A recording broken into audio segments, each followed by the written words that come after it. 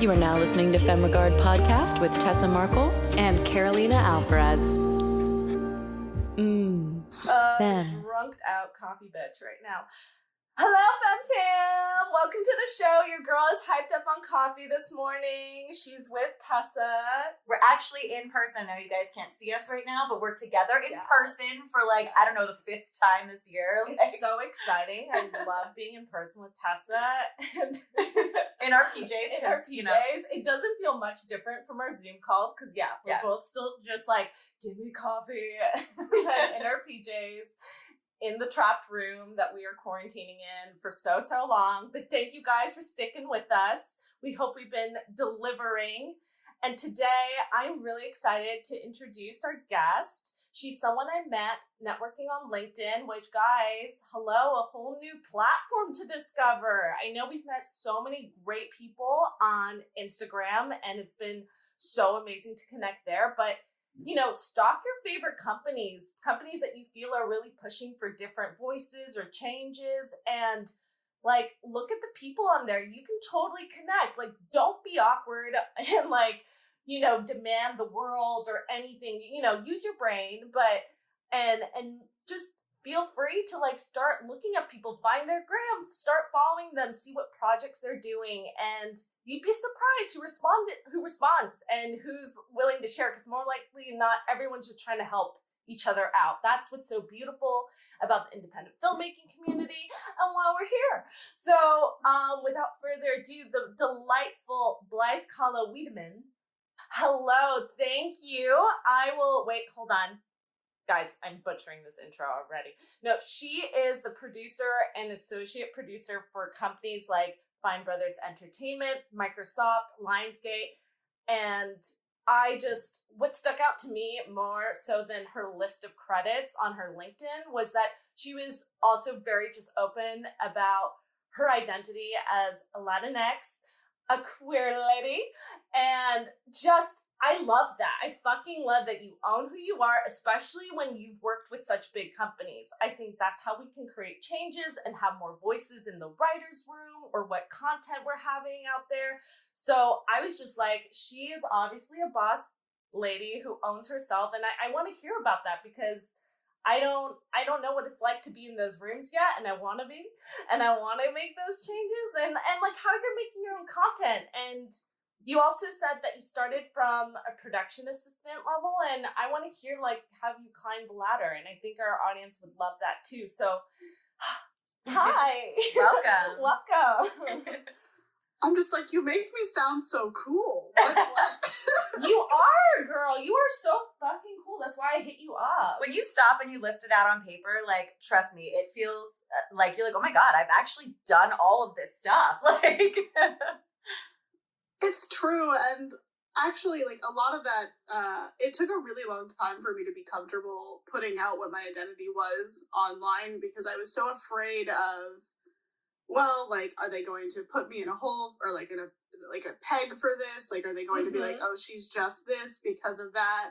Or are they going to not believe me? I've actually had people not believe that I'm Latinx because my name sounds so white, despite the fact that my Latinx side is where the Wiedemann last name comes from. Oh my God. And they're that's totally weird. I think it's just one line of people, because the rest of my family is super deep roots in Colombia. They've been there forever, so we don't really know how we have such a German last name. Mm-hmm. But we're Colombian, we've always been Colombian, that's the history of that side of the family. So we're I've gotten a lot of pushback and oh, I didn't know, and one day I was no, this is who I am. This is what I want to represent. I want to get these voices in the room. I want to stand for something.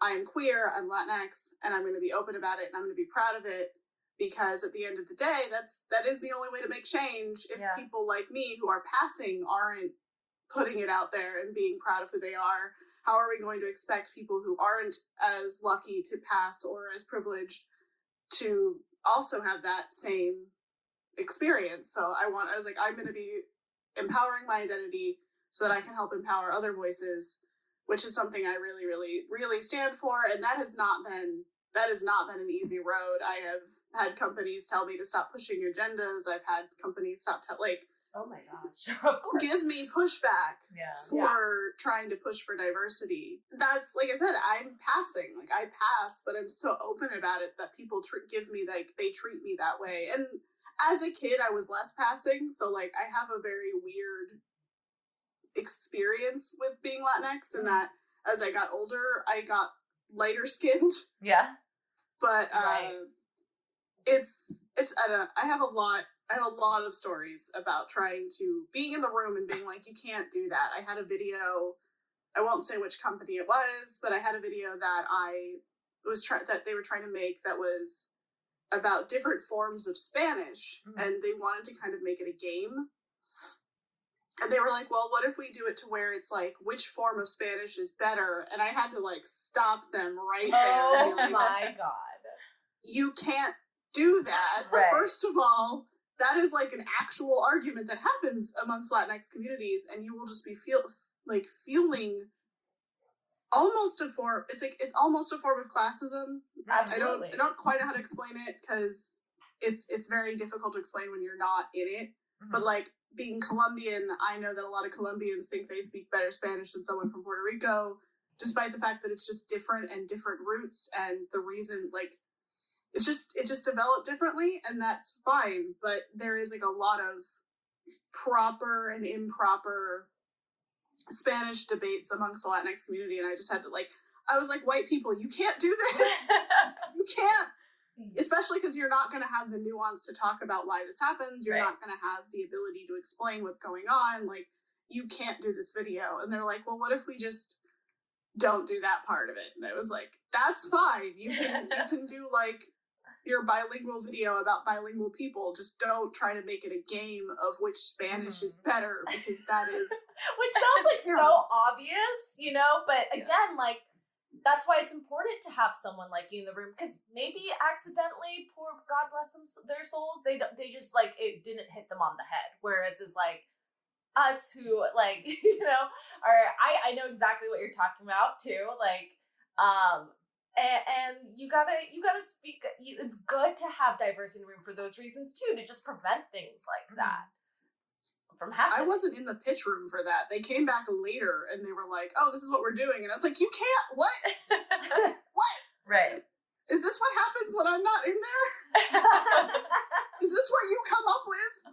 But that's Like, why it's so important to have so many different voices to represent, you know, whatever the case may be. Like, this is specifically a Latinx issue, but, you know, whatever the issue is, whether it's race, sexuality, whatever, like, that's why it's so important. Because, yeah, a lot of times people aren't racist on purpose. You know, they just don't realize. And like you said, it should be so obvious. I'm not Latin, and I could have figured that out, but that's not okay. Yeah. But, like, it isn't always obvious to people, you know, and that's why you need that. Yeah. And that was the same company that later told me to stop pushing my agendas, and were very like, you can't put this on the audience kind of thing. And I was a little bummed, because for a while at the company it seemed like they were receptive to my ideas, and then suddenly I was being told that I can't be doing that I'm forcing something, that I'm trying too hard. And I don't know, it wasn't my video, but there was a video where we didn't cast any white people in it, and the cast was great. It was a really great cast of people. I loved every single one of them. And then the higher ups got so angry that we didn't include one white person. And we were just like, we just cast the best people for the video. Right. And it happened to not be white people. That's all that happened. And they were like so angry at us. And we were just like, why does it matter? Right. It shouldn't. Right. And I think that kind of, I just love that, because I just think that's just how it should be, and we should be opening up to minorities and other voices, but also, like, if don't push the diversity either. So it could go both ways, I think, you know, have people who feel the project the best and understand what that is. And if it happens to be no white people in there, cool. But, like, I also feel like a lot of times too, well, when you push the diversity, because we talked about this in another episode, if you're pushing it just to have it there without it being like the best people for the role, you end up having those token characters, you know, and that's like not doing it right. Well, and I think like for that comes down to, great, you were thinking about the casting and you were thinking about putting not white people in the video, but you weren't thinking about who's in the room. And so now those characters feel like tokens. Right. Not because you push diversity, but because you didn't get the right people behind the scenes to make that better. So it kind of goes hand in both hand. ways. Like BoJack Horseman is a prime example, I think, where Alison Brie is playing a Vietnamese character, and that shouldn't be happening. But at the end, once they realized that was the mistake, they got a lot of consultants behind the character to write the character accurately, to talk about the Vietnamese experience. They got a lot more Asian writers and Asian consultants behind the scenes to talk about that experience. And so the casting was still wrong, but they were like, well, we're going to do this the best we can now that we've already made this mistake. So it's not, I feel like, with diversity, it's not just one thing, and a lot of people think, oh, it's all about just what's on camera, and while that's super important, it's also who's behind the camera, and a lot of people aren't thinking about that. They're just like, well, we put a bunch of Latinx people in this, but all the writers are white.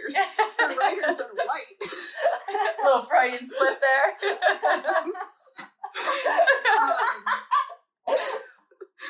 Oopsie. I'm going to use that now for any show that's like super whitewashed. Be like, yeah, well, the whiters didn't.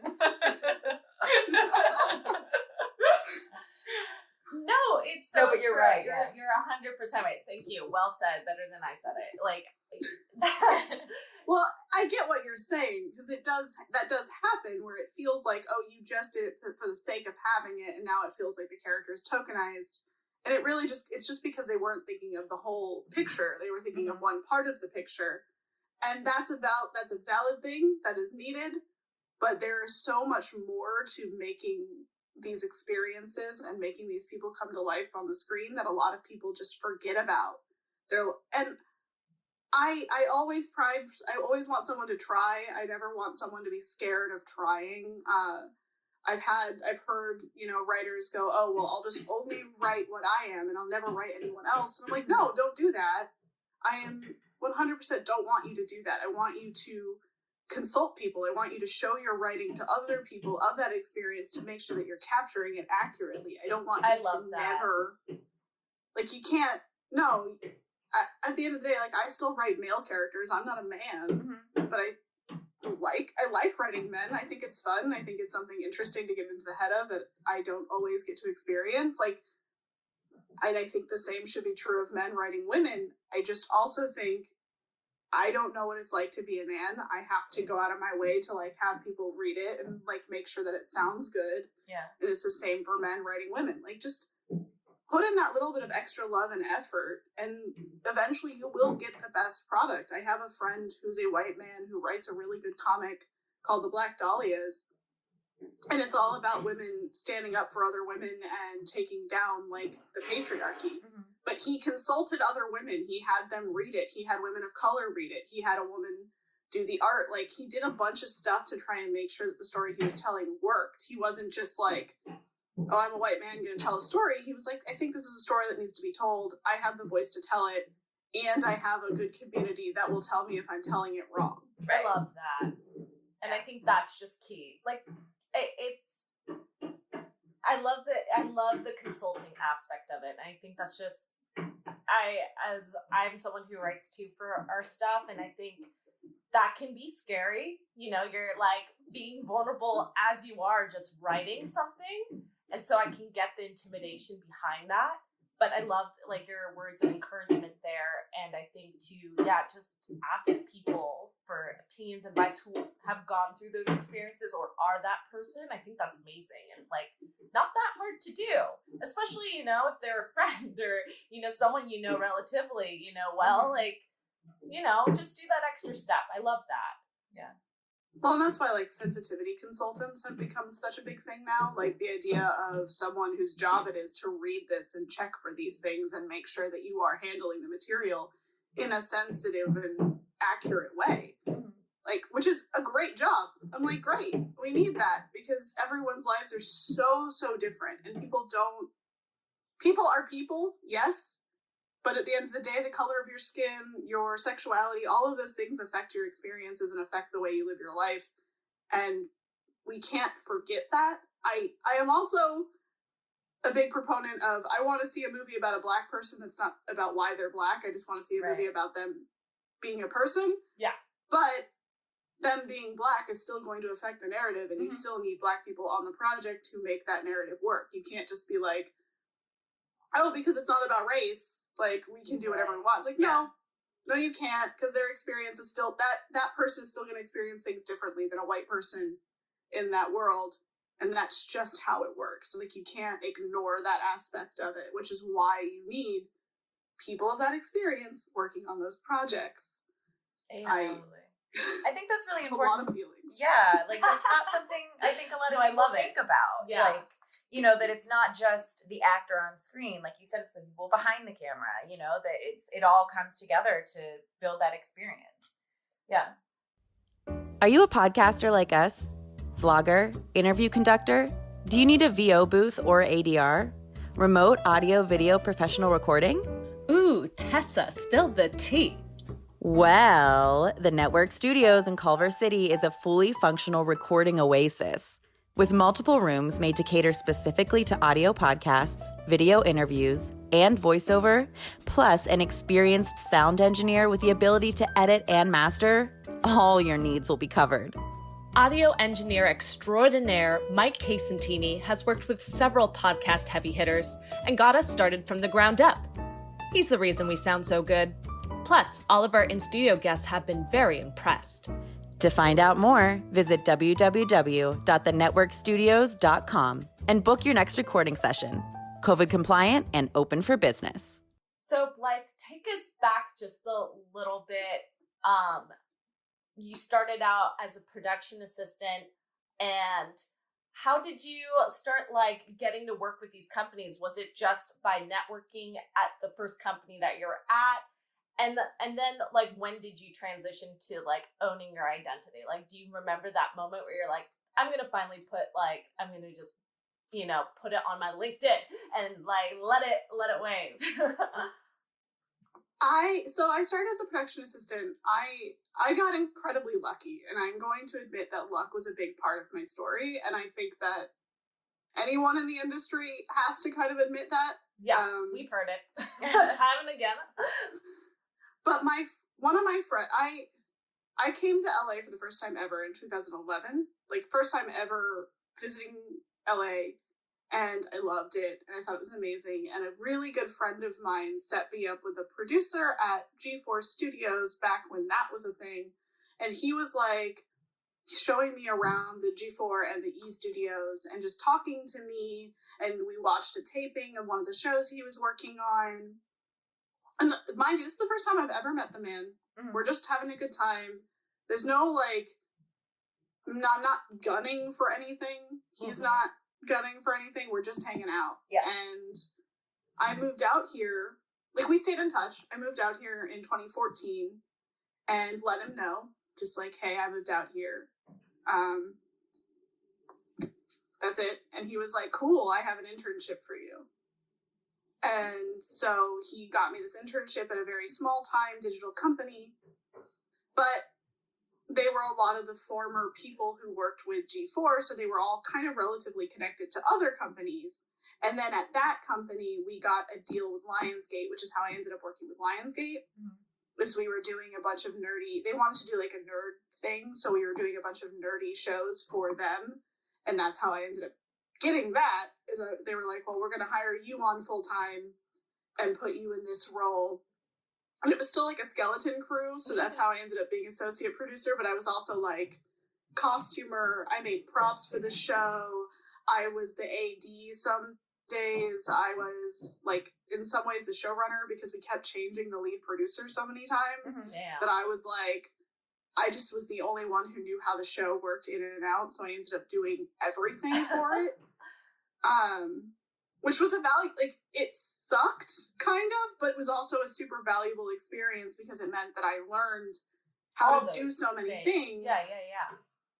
And through that, from there, like, a few other, I'm going to admit, everyone who's taken me places has been a white man who's liked me and been like, I want to keep working with you and I want to keep like bringing you into projects. That's awesome. Like the only job I didn't get with a connection is Fine Brothers. I applied for that one cold online and got that through that. But everywhere else I've just been like, I made a good impression on somebody and they took me with them wherever. And Microsoft actually was that same friend, Sean, who helped me get my first gig, brought me to Microsoft. And at the time, I was still pretty fresh. It was 2017, so I'd only really been working in the industry for like 2 full years, roughly, because I started in like early 2015 with that internship. And he was like, I'm going to sell you as an associate producer, like, but you're going to be doing the job of a segment producer. Like, I want to get you in the room so that you have this. And that sounds really cheap. A lot of people will say, like, don't take those, but like, if someone says they're trying to get you to do the work of a higher up position, but they're selling you as cheaper, just take it, because sometimes it means you'll get a lot of experience and you will probably get a better title than you thought you were going to get. Yeah. Because when I was there, I started doing the work and he was like, oh, I'm getting you a promotion instantly. And he got me a pay raise and a promotion. Oh my because God. he realized I knew how to do the job.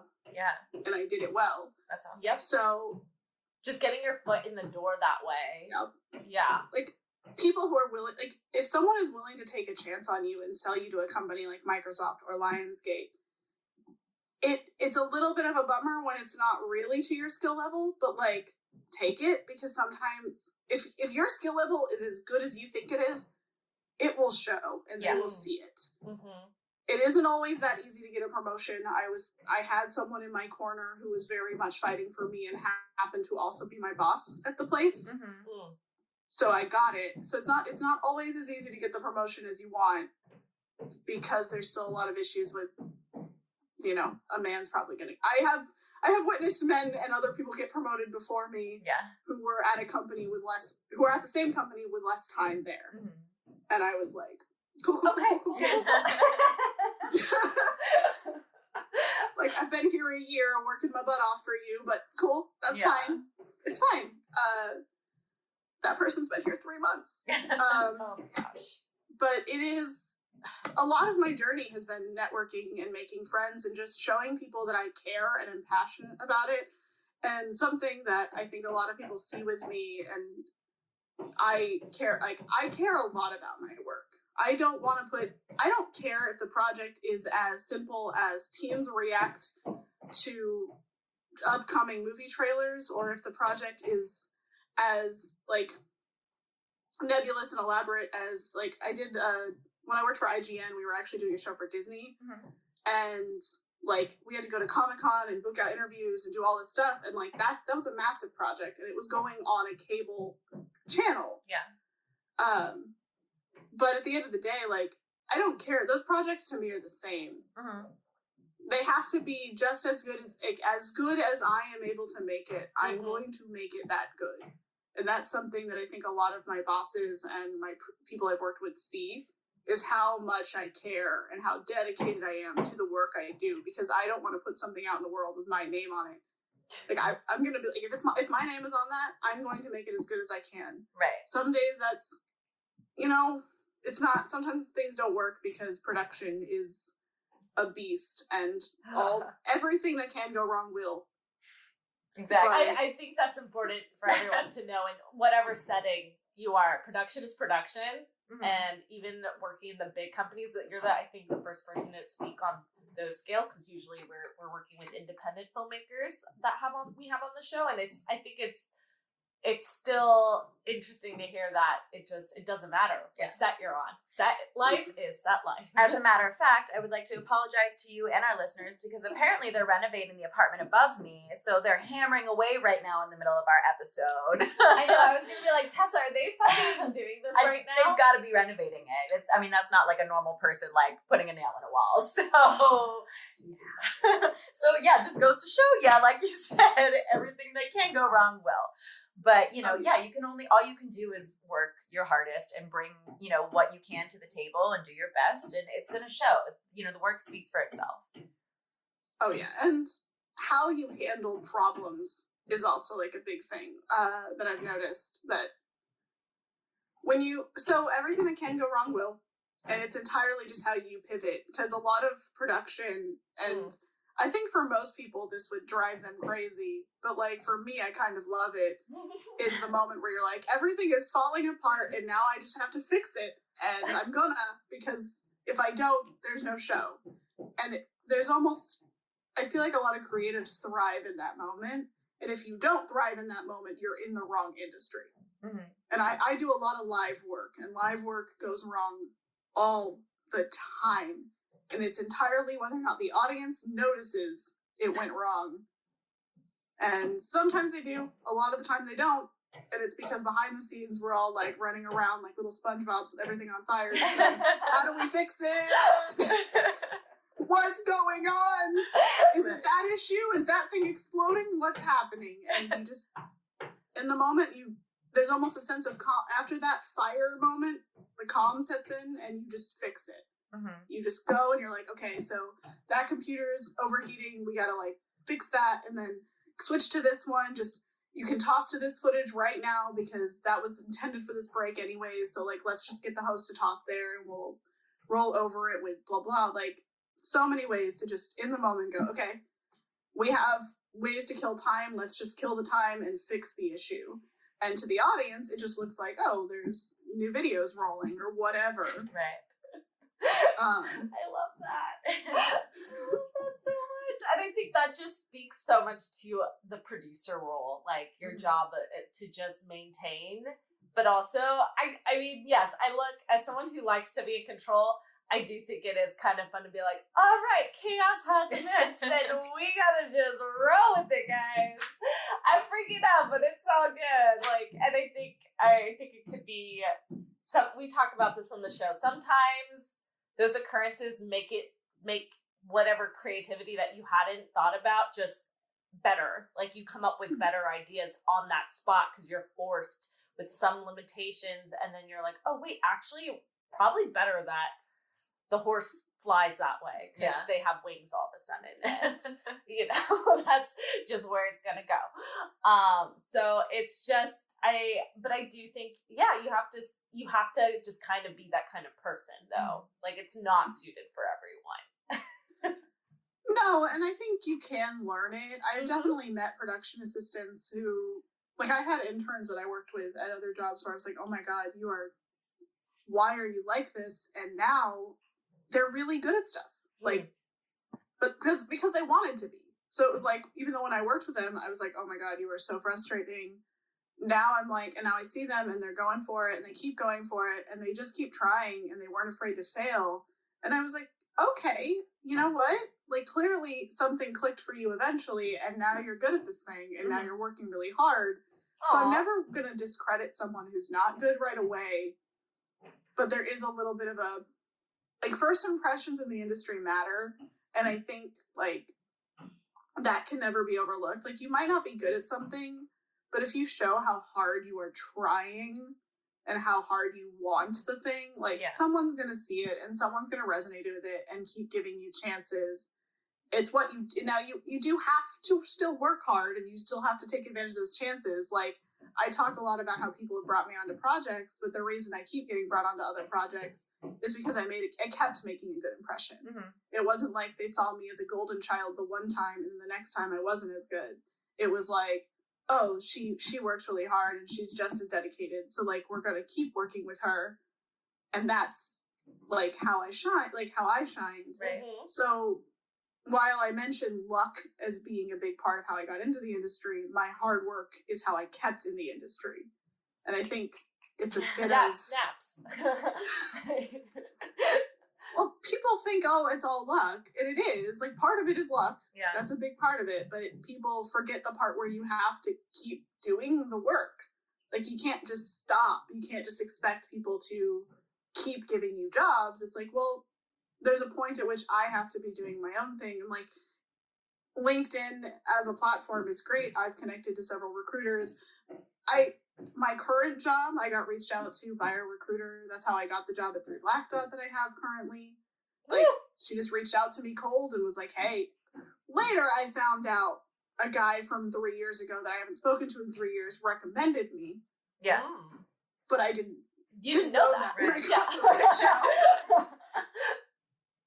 But like, he's great. He's just not on social media. Like, he's a really nice person. But like, there's a lot of work you can do, and a lot of it is networking and making friends and making valuable connections. And people think networking is just like kissing up and like trying to get the person to like you. And it's like, just make friends with people. If they like you, they'll work with you. Like, that's all I've ever done. Is I just was like, I'm friends with half my bosses. We talk to each other. I hang out with one. When the world was still open, I went to the Magic Castle with one regularly. Like, I mean, that's awesome. The networking that actually creates those relationships. If you are just like asking for favors, sucking up to people, whatever, like, people are gonna forget you. Yeah, and they feel that. It's not genuineness. Mm-hmm. Yeah, absolutely. Yep. And like, I feel like right now, with the world being closed down, it is kind of hard to feel like, hey, because I genuinely want to make connections, especially for our show and like bringing on voices, but also like, so yeah, I can meet new people in a different circle that I don't have. And that's why I was saying earlier, like, just be smart with the way you approach someone, because if it is just like, there is nothing wrong with a little flattery but, you know, research that person, make sure you know what you're talking about. And that's a way to make it genuine, because it is hard right now with everything to like be like, all right, yeah, like, because our listeners, it's like, all right, well, I can't just grab drinks. Like, it's probably not possible right now because to be safe, but you can still make those genuine interactions just by the way you approach someone, or show what kind of, like, be specific, like, show them like that you do care about their work or who they are as a person. And I think that's how you can start to make genuine connections. Yeah. Also, don't overlook Facebook, because I've actually made a lot of job connections on Facebook. I know it's not the best social media platform, but what? Audible gas. I know, but I met a lead development exec at Cartoon Network just by complaining about an old job of mine. And she reached out to me and was like, hey, I like what you had to say. And we started talking for a while. Unfortunately, the world hasn't opened back up, so we can't meet. But, like, we just talked. Mm-hmm. And she asked me, like, what kind of content I like and what cartoons I like. And, like, she was like, do you like animation? Would you ever consider going into animation? And we were just talking. And she was asking me because I said something about an old job of mine on a friend's Facebook, and she saw it and reached out. So, like, the weirdest things it can happen on Twitter. Yeah. It can happen on LinkedIn. It can happen on Instagram. It can happen on Facebook. It can happen anywhere. But I've had a lot of luck on Facebook, actually, in terms of making connections and getting jobs. And, like, I'm in several, like, producer Facebook groups that talk about it sounds industry. Like, sorry to interrupt, but it like, what it's sounding like is that you have kind of a platform there where you share your voice and opinions on. So maybe that Facebook, like, I hate sharing shit on Facebook about even about our production stuff. It's rare that I like post something, but I'm like, okay, like, family and friends, they're the people who support you first in life, supposedly. So I go back there time to time, but really for us, it's like Instagram, I would say, you know. But see, I get a lot from my Facebook, so it's where you're present. Tessa, you vocal on there. Well, that's what I mean. It's where exactly. Where you're present. So I think that's what's key is, like, you know, if you do already have community, you do like to use that platform. I think that's why you thrive there, and that's something to, you know, take note of, listeners. It's just like, that's where you can set up yourself for success and build. But also, the more places that you do make yourself and force yourself to be present, the more opportunity you have. Mm-hmm. Mm-hmm. That's the other. I am not the biggest fan of social media at times. It can be very frustrating, girl. But I have had a lot of luck at building community and making friends on it, and it's a double-edged sword. Yeah. Like, I am very active on Twitter, Instagram, and Facebook. Like, I try to stay that way, and it's been for the better to do that. Like, that's awesome. I've had other podcast people reach out to me to do interviews because of that. They're like, oh, I saw this thing you said on Twitter, and I liked it, and you want to talk? So that's awesome. Don't dismiss social media. It can get you a lot of notice. Yeah. I also got, like, the showrunner of One Day at a Time was like doing free advice for a bit on like how to get noticed, and I tweeted at her and she responded. So like take advantage of those situations. Social media is a great way to stay connected. It can be a bit of an energy suck and can be a lot of work, but the work is usually worth it. Yeah. Is what I've noticed. Absolutely. Well, speaking of social media, if you could let our guests know where they can find you, whether social media, website, you personally, or if you want to share for the company you're working for now, like anything you want to share. Pimp it out. Yeah. So I'm very active. I am on Twitter, Instagram, YouTube, and Twitch at Blythe Kala 93.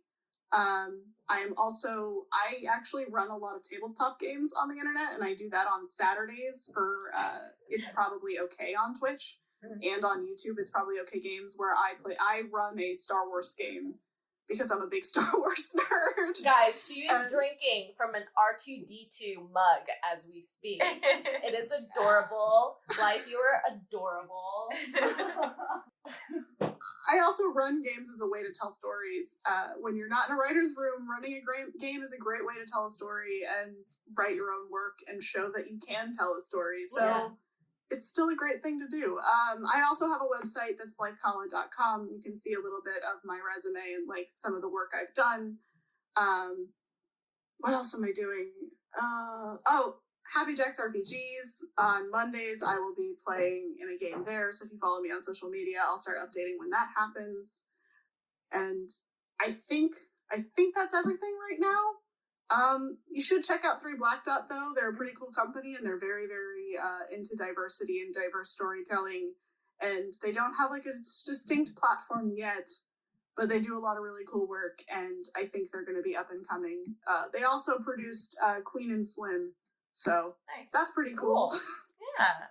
That's awesome. I'm excited to like really dive into your work more and check out that company. And yeah, no, for sure. I'm following both, but I'm definitely gonna follow, and who knows, maybe we'll do a game. Yeah.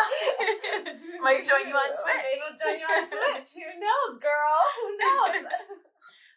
Thank you so much for coming on today, Blythe. Though this was a great conversation. I think it's so many important topics to make sure that we're talking about, because if you're not talking about it and talking about it, especially in a public platform like this, people aren't going to be aware of it and nothing's going to change. So thank you so much. Yeah, we truly appreciate, your openness and your voice and what you're doing. So I'm super happy that you decided to come on and give us a chance, us Femme girls. So yeah. Thanks for listening to Femme Regard Podcast. If you like what you hear, tune in next time for more tips on the filmmaking business and insightful conversations with industry professionals over tea. We can only grow with your support, so please subscribe, share, rate, and give us a 5-star review on Apple Podcast. If you leave us a great comment, we might give you a shout out on the show. For more on us, check us out at femregard.com.